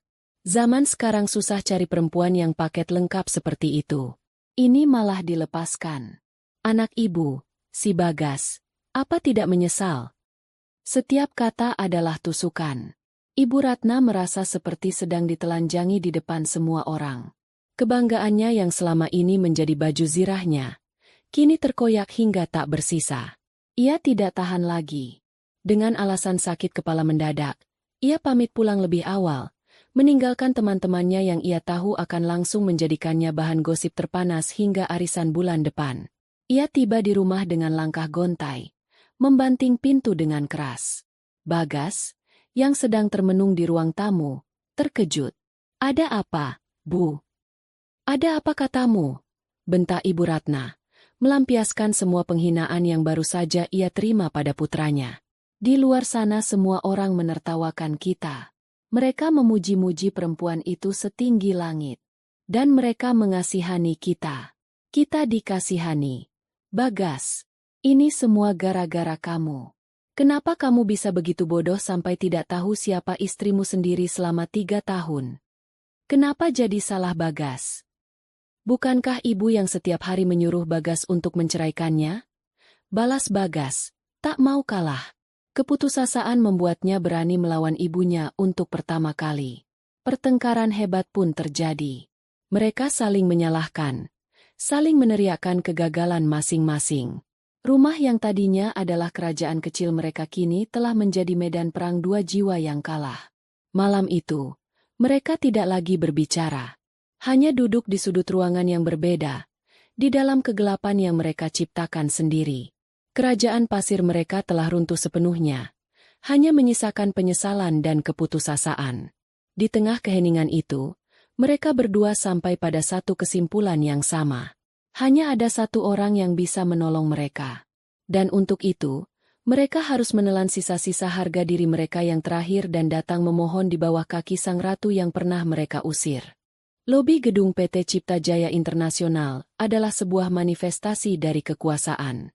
Lantai marmernya yang mengkilap memantulkan cahaya dari lampu gantung kristal raksasa. Dinding kacanya yang menjulang tinggi memamerkan kesibukan kota dari sudut pandang seorang pemenang. Di tengah semua kemegahan itu, berdirilah dua sosok yang tampak sangat tidak pada tempatnya. Bagas mengenakan kemeja yang sedikit kusam, sementara Ibu Ratna memakai gamis terbaiknya yang tersisa. Namun aura keputusasaan yang menguar dari keduanya membuat pakaian apapun yang mereka kenakan terlihat lusuh. Mereka seperti dua perahu nelayan yang tersesat di tengah samudra kapal pesiar. Para karyawan yang lalu lalang dengan setelan mahal dan langkah percaya diri melirik mereka sekilas dengan tatapan aneh. Sudah hampir 1 jam mereka menunggu di sofa lobi yang empuk namun terasa seperti bangku siksaan. Resepsionis yang cantik dan ramah tadi sudah 3 kali mengatakan, "Mohon ditunggu, Ibu Anissa sedang ada rapat penting." Setiap kali kalimat itu diucapkan, mereka merasa semakin kecil. Akhirnya, setelah penantian yang terasa seperti selamanya, resepsionis itu mengangkat telepon dan kemudian menatap mereka. "Ibu Anissa bersedia bertemu dengan Anda. Silakan naik ke lantai 32. Nanti akan dijemput oleh asisten beliau." Perjalanan di dalam lift yang senyap dan super cepat terasa seperti perjalanan menuju tiang gantungan. Semakin tinggi lift itu naik, semakin tenggelam perasaan mereka. Pintu lift terbuka di sebuah lantai yang tampak lebih eksklusif. Seorang pemuda rapi, yang mereka duga adalah Dito, asisten Anissa, sudah menunggu dengan senyum profesional. Ia mengantar mereka melewati area kerja yang luas dan modern menuju sebuah pintu kayu besar di sudut ruangan. "Silakan masuk," kata Dito sambil membukakan pintu. Kantor Anissa lebih besar dari seluruh ruang tamu di rumah mereka. Sebuah meja kayu ek besar mendominasi ruangan, dan di belakangnya, dengan latar belakang jendela raksasa yang menampilkan pemandangan kota, duduklah Anissa. Ia sedang mengetik sesuatu di laptopnya, dan ia tidak langsung mengangkat kepala saat mereka masuk. Ia sengaja membiarkan mereka berdiri canggung di tengah ruangan selama beberapa detik. Sebuah penegasan halus tentang siapa yang memegang kendali. Akhirnya, ia mengangkat kepalanya. Tatapannya dingin, tanpa ekspresi. "Duduk," katanya singkat, menunjuk 2 kursi di depan mejanya. Bagas dan Ibu Ratna duduk dengan gerakan kaku. Suasana begitu tegang hingga suara napas mereka sendiri terdengar keras. Bagas, yang seharusnya menjadi laki-laki, kehilangan semua kata-katanya. Lidahnya keluh. Melihat putranya tak berkutik, Ibu Ratna mengambil inisiatif. Ia mengerahkan semua sisa kemampuan aktingnya, memasang wajah paling memelas yang bisa ia ciptakan. Air mata mulai menggenang di pelupuk matanya. "Anissa, Nak," panggilnya dengan suara bergetar. Tolong maafkan Ibu. Nak, Ibu tahu Ibu salah. Ibu banyak dosa sama kamu. Ibu hilaf. Nak, Ibu sudah tua, seringkali bicara tanpa dipikir." Ia terisak, mencoba meraih simpati. "Tolonglah kami, Nak, kasihanilah Bagas. Bisnisnya hancur, utang kami menumpuk. Rumah kami sebentar lagi akan disita bank. Anggap saja kami ini sudah seperti orang tuamu sendiri. Nak, maafkan kami." Bagas ikut menimpali dengan suara parau. "Aku juga minta maaf, Anissa. Aku suami yang gagal. Aku anak yang tidak berbakti. Aku buta. Aku menyesal. Sungguh. Beri aku kesempatan untuk memperbaiki semuanya." Mereka menumpahkan semua permohonan mereka. Sebuah drama pilu yang mereka harap bisa meluluhkan hati Anissa. Anissa mendengarkan semua itu tanpa menyela. Wajahnya tetap datar seperti danau yang beku. Ia membiarkan mereka menyelesaikan seluruh naskah mereka hingga ke titik terakhir. Ketika mereka berhenti, keheningan kembali menyelimuti ruangan. Anissa tidak langsung menjawab.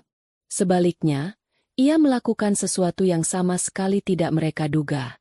Ia meraih ponselnya yang tergeletak di meja, membuka sebuah file, lalu meletakkannya di tengah meja dengan pengeras suara diaktifkan. Keheningan itu pecah oleh sebuah suara yang sangat familiar. Suara Ibu Ratna sendiri. Perempuan seperti dia mau hidup dari apa setelah ini? Paling-paling kembali ke kampungnya. Jadi gunjingan orang. Wajah Ibu Ratna langsung berubah. Ponsel itu kembali bersuara, memainkan rekaman lain.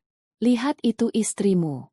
Bukannya introspeksi diri setelah dikritik, malah asyik mainan laptop tidak jelas.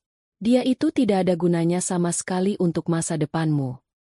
Bagas menunduk, tidak berani menatap Anissa. Lalu rekaman terakhir, yang paling tajam. Suara Bagas yang berteriak. Aku sudah tidak tahan lagi. Kamu itu beban. Kamu tidak becus. Aku ceraikan kamu. Anissa mematikan rekaman itu. Suara-suara dari masa lalu itu kini menggema di dalam ruangan yang modern dan mewah, menjadi bukti abadi dari kekejaman mereka. Wajah Ibu Ratna telah kehilangan semua warnanya. Bibirnya bergetar, tak mampu mengeluarkan sepatah kata pun. Anissa akhirnya berdiri. Ia berjalan perlahan mengitari mejanya, berhenti tepat di hadapan mereka, menatap mereka dari atas dengan pandangan yang menusuk. Mulut, Anissa memulai. Suaranya tenang namun mengandung beban ribuan ton kekecewaan. Sebuah organ kecil di wajah kita. Bisa digunakan untuk berdoa, untuk mengucap cinta, untuk membangun semangat. Tapi juga bisa digunakan untuk menghina, untuk memfitnah, dan untuk menghancurkan hidup seseorang. Ia menatap lurus ke mata Ibu Ratna. Dulu, mulut ibu adalah yang paling fasih di dunia ini dalam rangkai hinaan untuk saya. Mengatakan saya pemalas, benalu, dan sampah yang harus dibuang. Mulut ibu yang meyakinkan anak ibu bahwa saya tidak berharga. Ia beralih menatap Bagas. Dan mulutmu, Mas. Mulut yang dulu berjanji akan menjagaku di hadapan Tuhan, ternyata lebih memilih untuk meneriakkan kata talak yang membuangku begitu saja. Anissa tersenyum getir. Sekarang, dua mulut yang sama itu datang ke sini, menangis, meminta tolong, dan memanggil saya, Nak. Ia menggelengkan kepalanya pelan. Semua sudah terlambat. Nasi sudah menjadi bubur yang basi dan beracun. Maaf, saya tidak tertarik untuk memakannya. Sekarang, silakan nikmati hasil dari ucapan kotor kalian sendiri. Harga diri Ibu Ratna dan Bagas hancur berkeping-keping. Tak mungkin bisa disatukan lagi. Mereka sadar, tidak ada harapan. Anissa kembali ke belakang mejanya dan menekan sebuah tombol di interkomnya. Dito, katanya dengan suara yang kembali profesional. Tolong panggilkan dua orang dari tim keamanan. Ada dua tamu yang sepertinya tersesat di lantai ini dan perlu bantuan untuk menemukan jalan keluar dari gedung. Itulah pukulan terakhir yang mematikan. Ditolak adalah satu hal. Tapi diperlakukan seperti pengganggu, seperti penyusup yang harus diusir oleh satpam, adalah level penghinaan yang berbeda. Benar saja, tak sampai 1 menit, dua pria tegap berseragam keamanan masuk ke dalam ruangan. Ada yang bisa kami bantu, Bu Anissa? Tanya mereka dengan sopan. Tolong antar bapak dan ibu ini keluar dari gedung. Pastikan mereka sampai di pintu keluar utama. Perintah Anissa tanpa menatap tamunya lagi. Dengan wajah pucat dan kaki gemetar, Bagas dan Ibu Ratna berdiri. Tidak ada lagi yang bisa mereka katakan atau lakukan. Dipandu oleh dua satpam, mereka memulai Walk of Shame mereka.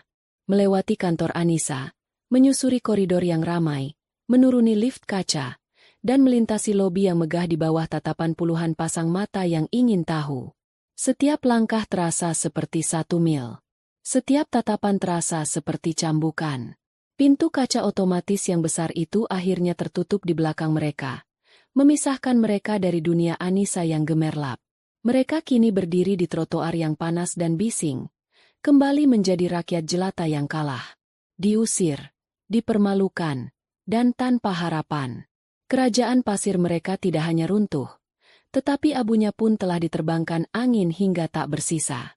Beberapa minggu setelah pertemuan yang menghancurkan di kantor Anissa, surat yang paling ditakuti oleh Bagas dan Ibu Ratna akhirnya tiba. Sebuah amplop coklat dengan stempel resmi dari bank, diantar oleh kurir. Dengan tangan gemetar, Bagas membukanya. Di dalamnya, tertulis dengan bahasa hukum yang dingin dan tanpa ampun, bahwa karena kegagalan membayar cicilan selama 3 bulan berturut-turut, pihak bank akan menyita rumah mereka. Lelang publik akan dilaksanakan dalam waktu 30 hari. Ini adalah akhir dari segalanya. Rumah itu bukan sekadar bangunan. Itu adalah benteng terakhir dari harga diri Ibu Ratna, saksi bisu dari semua kejayaan palsu yang pernah ia pamerkan. Kehilangan rumah berarti mereka tidak hanya bangkrut, tetapi juga menjadi tunawisma. Keputusasaan yang pekat menyelimuti mereka, lebih gelap dan lebih dingin dari malam manapun yang pernah mereka lalui. Ibu Ratna jatuh sakit, lebih banyak menghabiskan waktu di tempat tidur, menolak untuk makan dan berbicara. Bagas, dengan sisa-sisa tenaganya, mulai mengemasi barang-barang mereka ke dalam kardus-kardus bekas, pasrah pada nasib. Di sisi lain kota, di dalam kantornya yang sejuk, Anissa menerima telepon dari Farhan, pengacaranya. "Bu Anissa, ada perkembangan baru," kata Farhan. "Bank telah mengeluarkan surat sita untuk rumah di Jalan Melati. Sesuai prosedur, rumah itu akan dilelang bulan depan." Anissa terdiam sejenak, menatap lalu lintas di bawah sana yang bergerak seperti semut. Berapa sisa pokok utang mereka pada bank? Farhan menyebutkan sejumlah angka yang cukup besar, namun bagi Anissa, angka itu tidak berarti banyak. Itu kurang dari bonus akhir tahunnya. "Pak Farhan," kata Anissa pelan, sebuah ide yang dingin dan cemerlang mulai terbentuk di benaknya. "Apakah mungkin bagi kita untuk membeli aset kredit itu dari bank sebelum dilelang?"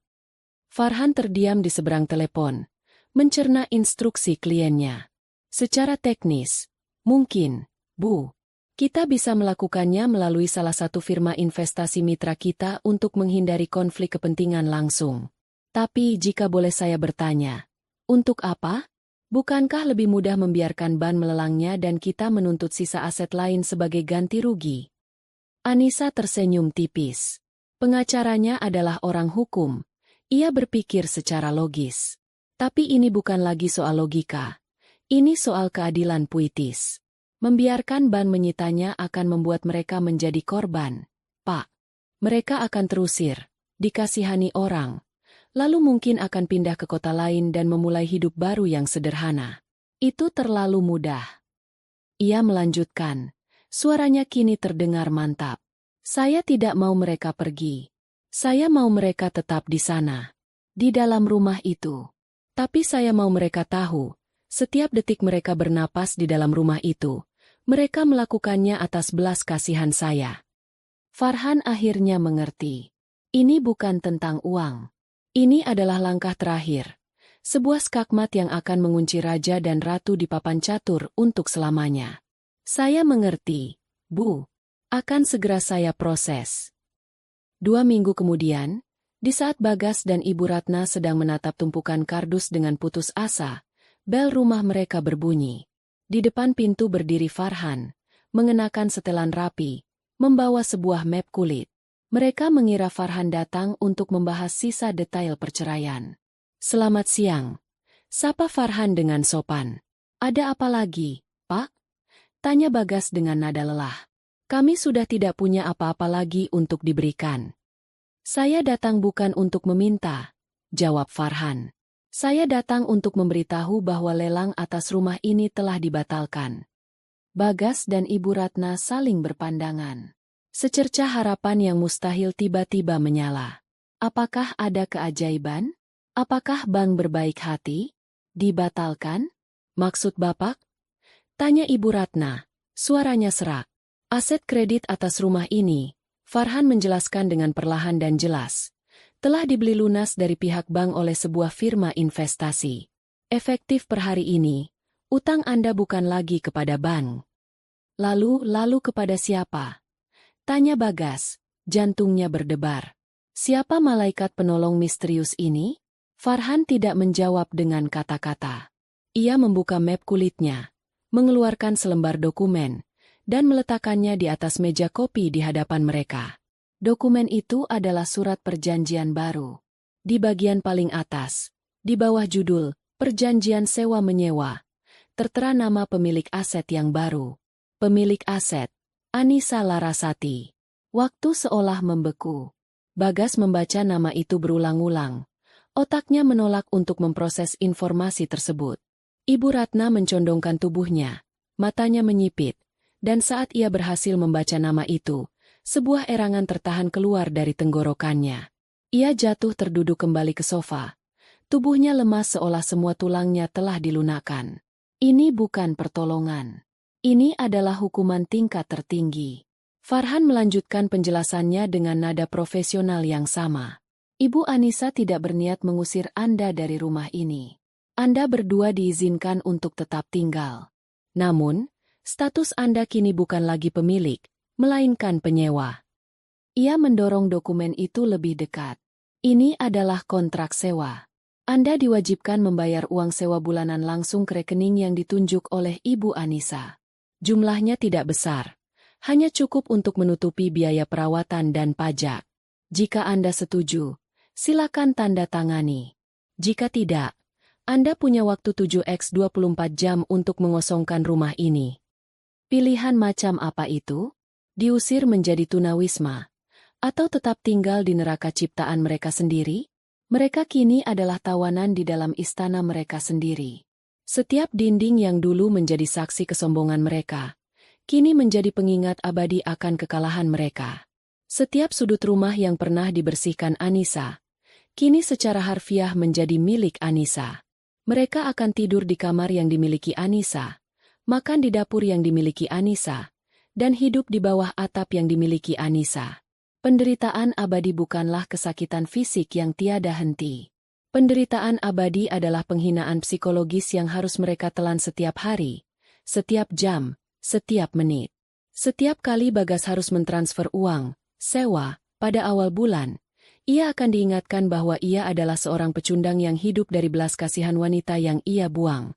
Setiap kali Ibu Ratna terbangun di pagi hari, ia akan sadar bahwa ia terbangun sebagai numpang di rumah menantunya yang dulu ia sebut sampah.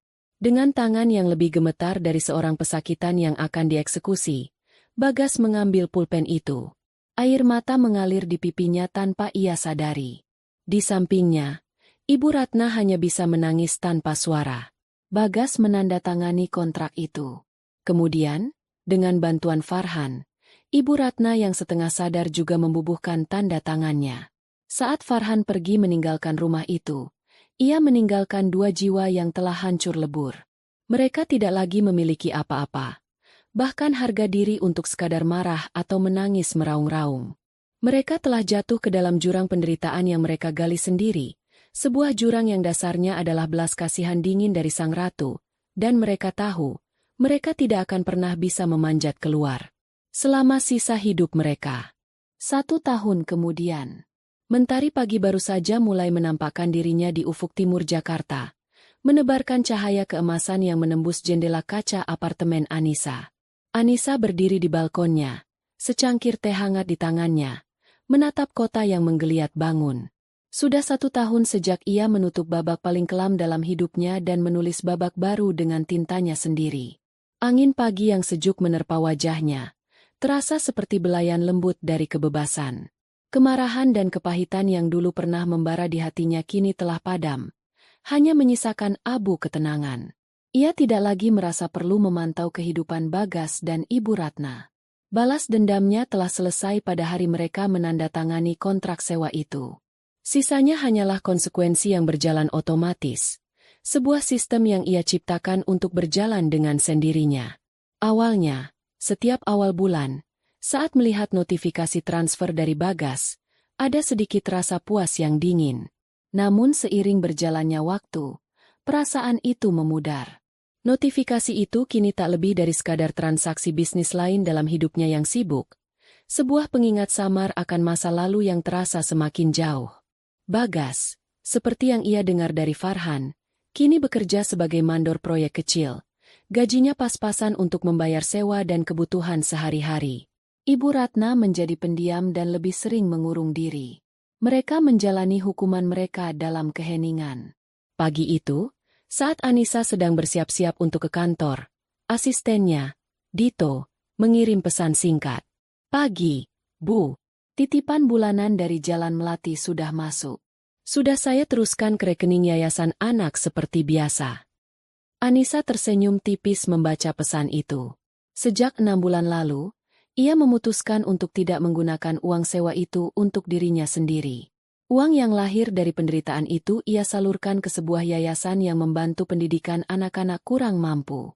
Dengan begitu, kepahitan masa lalunya ia ubah menjadi harapan bagi masa depan orang lain. Itulah cara terbaik untuk benar-benar menang. Di kantor, kehidupan Anissa terus melesat. Reputasinya sebagai negosiator dan ahli strategi yang ulung semakin kokoh. Ia dicintai oleh timnya dan disegani oleh para pesaingnya. Ia telah menemukan kembali ritme hidupnya, keseimbangan antara kerja keras dan menikmati hidup. Terkadang, ia pergi berlibur sendirian ke tempat-tempat yang indah, atau menghabiskan akhir pekan dengan membaca buku di apartemennya yang tenang. Sahabatnya, Rina, seringkali menjadi teman diskusinya. "Apakah kamu pernah merasa kasihan pada mereka?" tanya Rina suatu hari saat mereka makan siang bersama. Anissa berpikir sejenak. "Aku tidak lagi merasakan benci, tapi juga tidak merasakan kasihan, Rin. Aku hanya merasakan keadilan." Mereka menulis naskah mereka sendiri dengan kesombongan dan kekejaman. "Aku hanya memastikan mereka memainkan peran itu sampai akhir. Aku tidak bangga dengan apa yang harus aku lakukan, tapi aku juga tidak menyesalinya. Aku harus mengambil kembali martabatku. Sekarang, bab itu sudah benar-benar kututup." Sore itu, sebuah panggilan masuk ke ponsel Anissa. Nomornya tidak ia kenal, namun ia tahu itu nomor dari jajaran direksi utama. "Selamat sore, Ibu Anissa Larasati." Suara di seberang adalah suara Pak Wijoyo, CEO PT Cipta Jaya Internasional. "Saya harap tidak mengganggu." "Selamat sore, Pak." "Tentu tidak," jawab Anissa dengan sopan. "Langsung saja. Kami dari Dewan Direksi telah memantau kinerja Anda selama ini. Proyek akuisisi terakhir Anda sungguh brilian. Kami ingin menawarkan Anda posisi baru, Direktur Pengembangan Bisnis untuk Regional Asia Tenggara." Anissa terdiam sejenak, mencerna tawaran luar biasa itu. Ini adalah lompatan besar, sebuah pengakuan tertinggi atas semua kerja kerasnya. Sebuah senyum tulus dan bangga terukir di wajahnya. "Terima kasih banyak, Pak. Saya merasa sangat terhormat. Saya terima tawaran ini." Setelah menutup telepon, Anissa berjalan ke arah jendela kantornya. Perasaan kemenangan yang hangat dan murni menjalari seluruh tubuhnya. Ini adalah kemenangan yang sesungguhnya. Bukan kemenangan atas Bagas atau Ibu Ratna, tapi kemenangan atas dirinya sendiri. Kemenangan atas keraguan, atas rasa sakit, dan atas masa lalu. Ponselnya bergetar lagi. Kali ini sebuah pesan singkat. Dari seorang arsitek ternama yang beberapa kali bekerja sama dalam proyeknya. Seorang duda baik hati yang selalu bisa membuatnya tertawa. "Dengar kabar baiknya. Selamat, Direktur. Ini harus dirayakan. Makan malam, Sabtu." Anissa tersenyum sambil mengetik balasan. "Tentu." Dengan senang hati. Ia meletakkan ponselnya dan kembali menatap cakrawala. Matahari mulai turun, melukis langit dengan warna jingga dan ungu. Dulu, ia adalah istri terbuang yang menangis di dapur yang sempit. Lalu ia menjadi ratu pembalas dendam yang dingin di singgasana kekuasaannya. Kini, ia bukan keduanya. Ia adalah Anissa. Seorang wanita yang utuh, yang bebas, yang kuat, dan yang siap menyambut masa depan. Panggung sandiwara yang penuh kepalsuan itu telah lama berakhir. Dan kini, panggung dunianya yang luas dan tak terbatas baru saja dimulai.